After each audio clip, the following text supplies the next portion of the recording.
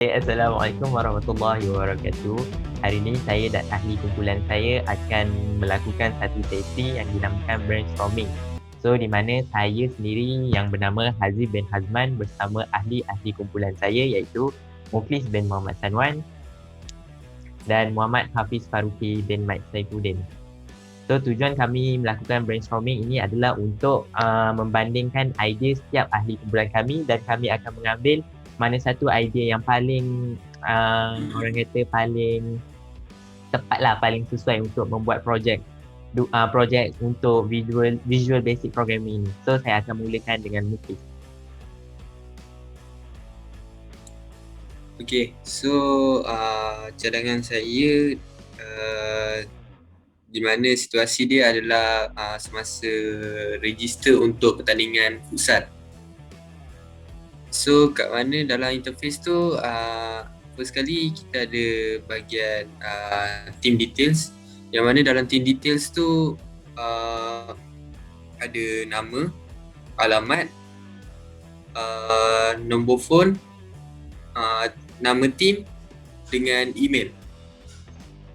Okay, untuk belah bawah pula akan terdapat input box yang mana itu untuk nama player, nama ahli team dalam team. So seterusnya ada radio button yang mana itu adalah untuk pilih berapa bilangan pemain pusat. Jadi itu sahaja daripada saya untuk cadangan pertama.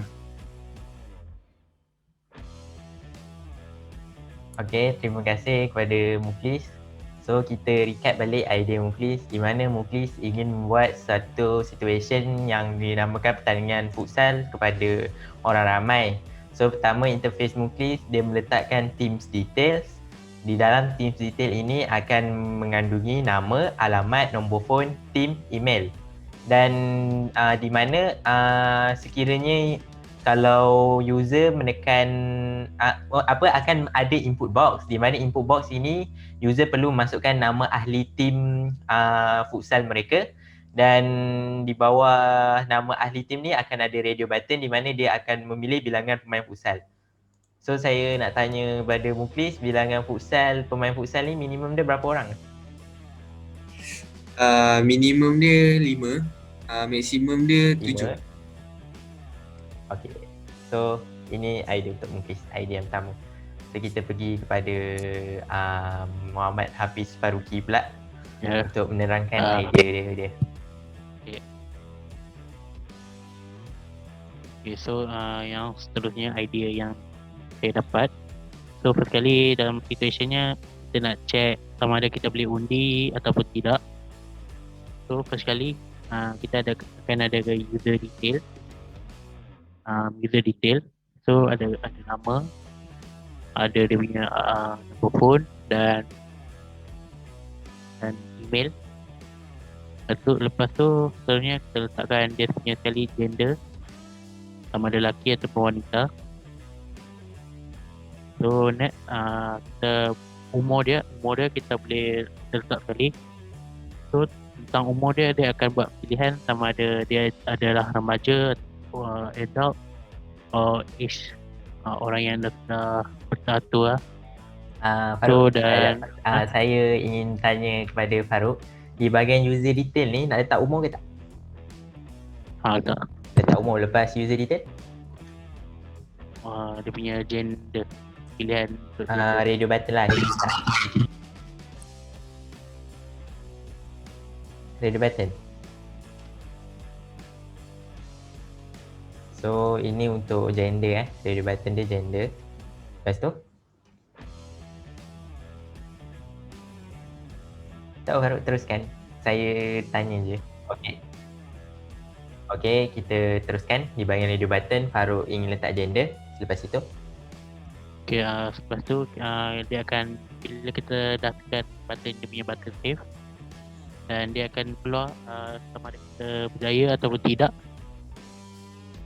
berdasarkan umur tersebut. Dia akan keluar melalui range umur tu lah. Dan itu saja. Berdasarkan proposal. Okey, terima kasih kepada Muhammad Hafiz Faruqi di mana kita summarykan balik Faruq punya projek, di mana Faruq ingin meletakkan situasi di mana seseorang citizen ataupun seseorang rakyat negara itu boleh undi ataupun tidak. So di mana rakyat tersebut, orang tersebut akan meletakkan user detail di mana di dalam user detail itu akan ada nama, nombor phone dan umur dia tersebut. Dan di bahagian radio button dia akan memilih gender sama ada male ataupun female, dan sekiranya dia menekan button save, dia akan keluar sama ada dia boleh undi berjaya ataupun tidak berdasarkan umur yang dia letak dekat user detail tadi.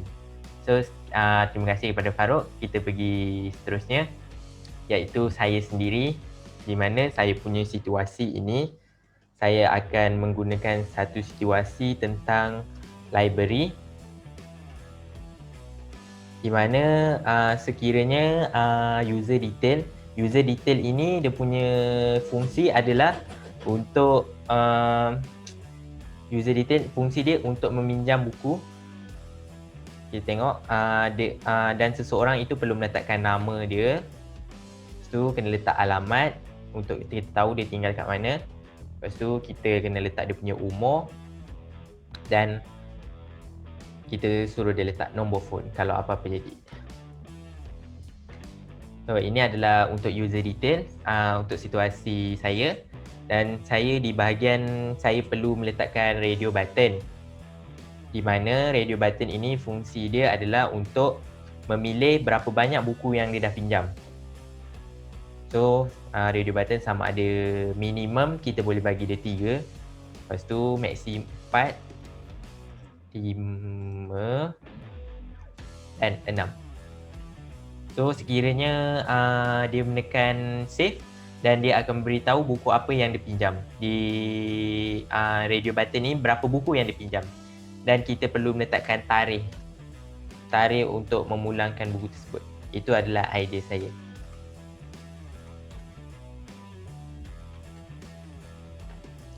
Tarikh pulang. Okay. So ini adalah 3 idea daripada 3 ahli kumpulan kami, dan kami akan memilih situasi mana yang paling sesuai untuk kaitkan dengan projek yang diberikan. So saya ingin ahli kumpulan saya membuka mic. Okay. So saya nak tanya kepada ahli-ahli kumpulan saya, anda sokong yang mana? Kita nak ambil yang mana? Kita berbincang yang mana kita nak? Yang paling sesuai untuk projek yang diberikan oleh lecturer. Silakan. Dari segi penjelasan lebih mudah situasi pertama kot. Situasi pertama, okey, kita tengok Muflis memilih situasi pertama. So kita tanya Faruq. Okay, dari yang kita dah tengok ni, situasi dari yang futsal ni sesuai dengan dia punya projek, sebab mungkin dalam ni dia boleh cukup dia punya instruction yang diberikan dan akan boleh berkait dengan projek yang seterusnya. So kita tengok Faruq nak pilih yang mana? Bahagian yang first, situasi yang pertama. itu futsal. So pada pendapat saya pula, kita lihat semua projek ni function. Sama ada Muflis punya ke, Hafiz Faruqi punya ke, Hazif punya ke, semua function. Tapi yang paling sesuai untuk projek kita, saya rasa Muflis bin Muhammad Salman punya lebih sesuai lah. So untuk memberi kesimpulan kepada semua apa yang perbincangan kami pada hari ini, kami memilih projek Muflis untuk dilakukan dan dilaksanakan. So itu saja sesi brainstorming daripada kami bertiga. Sekian, terima kasih. Assalamualaikum. Salam.